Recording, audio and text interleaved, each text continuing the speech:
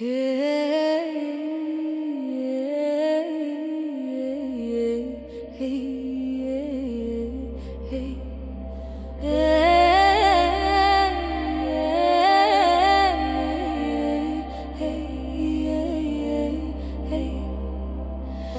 از سپیده در این سرزمین بیدار شد، در سینه شب سوگنده غنا نفس میکشند. دوره هاش از من گذشت، نامم در حافظه سنگ ماند.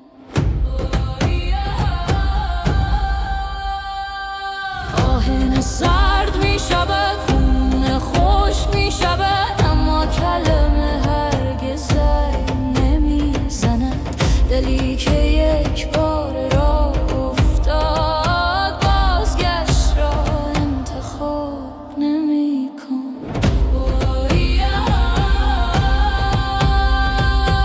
صدای مادرم پشت سر مانند چون دوایی ناتمام. هر قدم سنگین تر شد، بار تاریخ بر شانه هایم نشست. زمان میگذرد، درد میماند، انسان میرود و درد میماند. آنچه تو سکوت میپنداری، پاسخ یک کسر کامل است.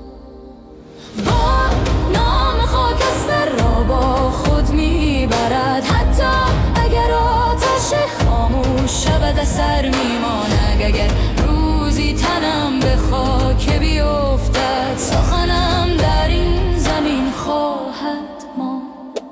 صدای سومها شب را میشکافد، کوه‌ها از خواب بیدار میشد.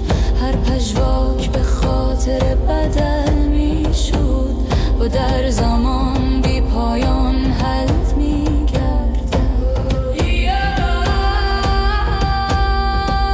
شهر چهره ها را زود فراموش میکند، اما سنگ آهسته به یاد میآورد. کسی که عمری خاموش راه رفت، با یک کلمه در تاریخ میماند. در این زمان ترس را آموختن، اما دلم آن را نپذیرفت. تنها جایی که زانو زدم، آغوش مادر زمین بود.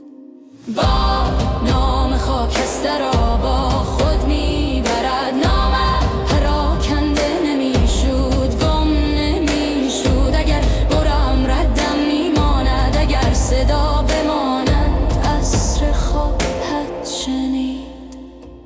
مادر، اگر روزی نامم آه شد از سنگ‌ها، بپرس از آسمان، بپرس حتما نشان